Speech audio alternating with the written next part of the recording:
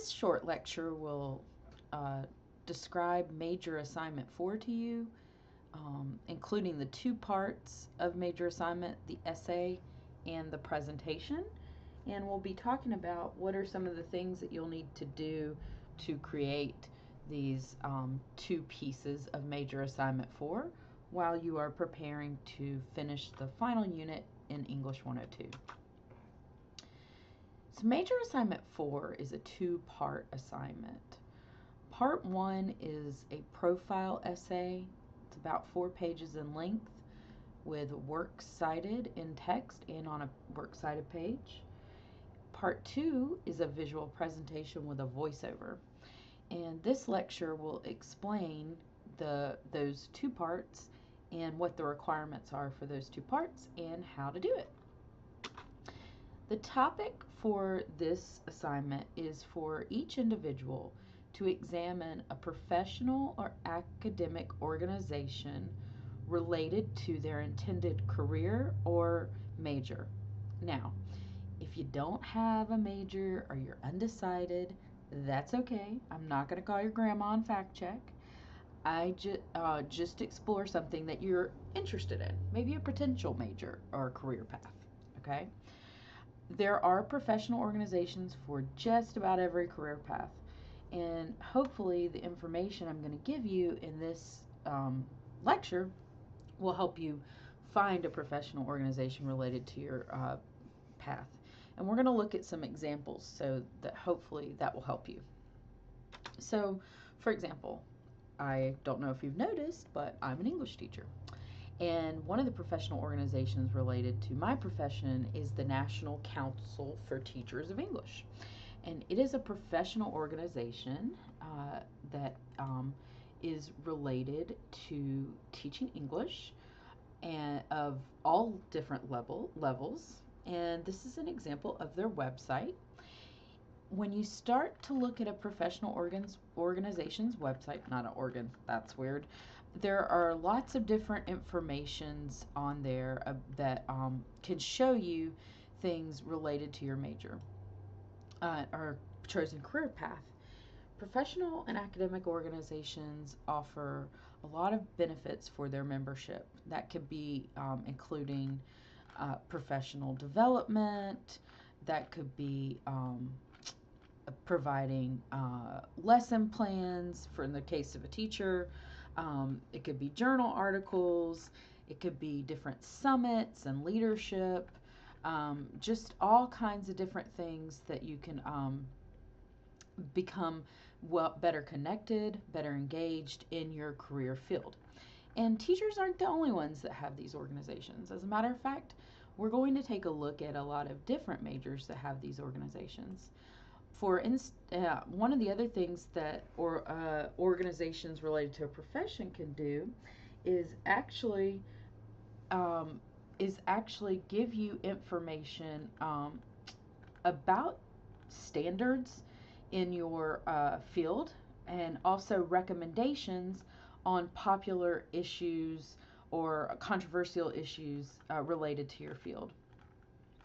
For example, in NTCE often has certain publications that they put out pertaining to teaching college English and different resources that can help you see what their current positions are on an issue.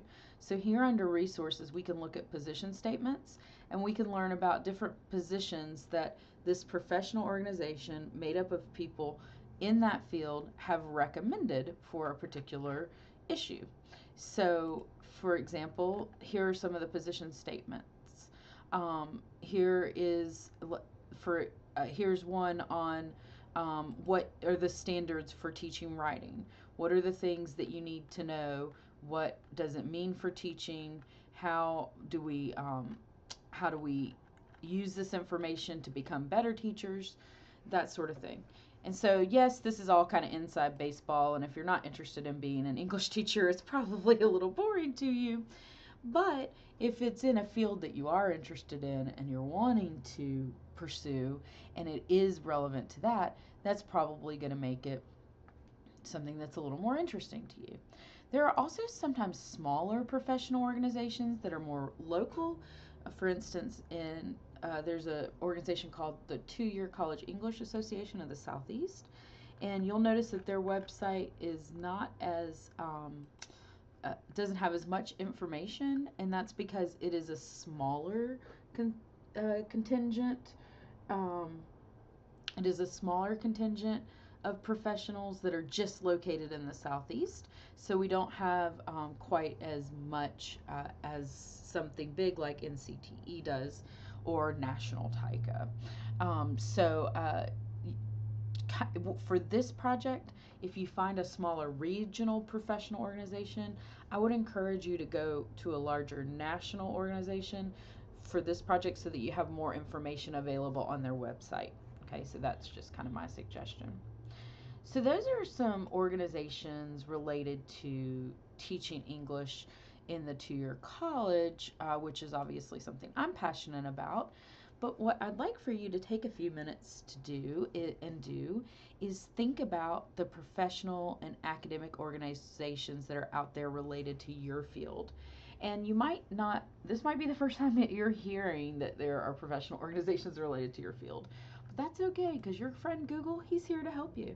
So all you have to do is Google your career path and professional organizations and see what pops up. For example, say you want to be a nurse.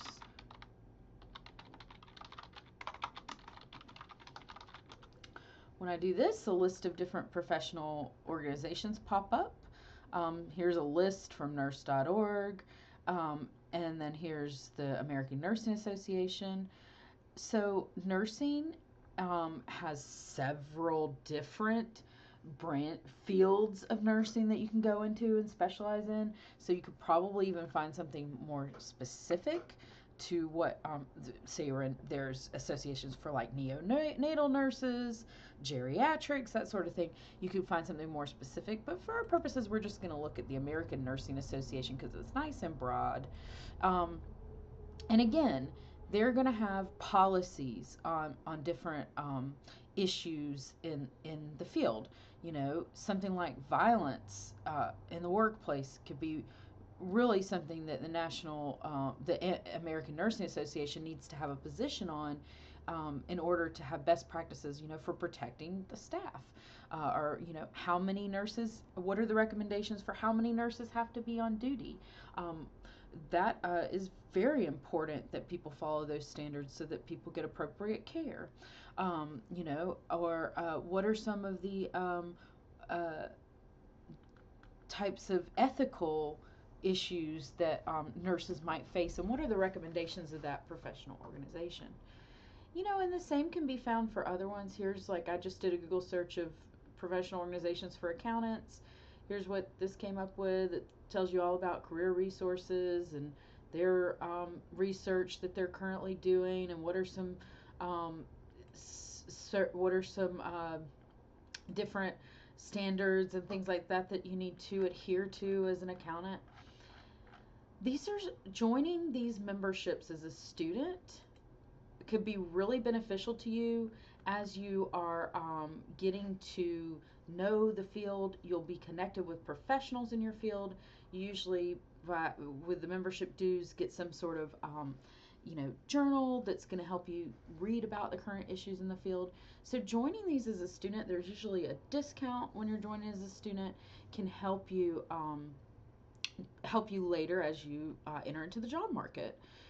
You can also attend the conferences that the different organizations put on. Like, here's the Society for Professional Engineers. You could go and join the different to the different conferences and meet other people there and learn more about you know, being an engineer. Here's their professional conference. Looks like it's going to be July 18th through the 22nd at Caesar's Palace. That sounds awesome. And while you're there, you can nerd out on engineering.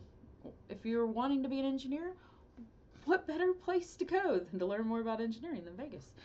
So those are what I'm talking about when I'm talking about professional and academic organizations. So consider these things when you are considering what topic to choose.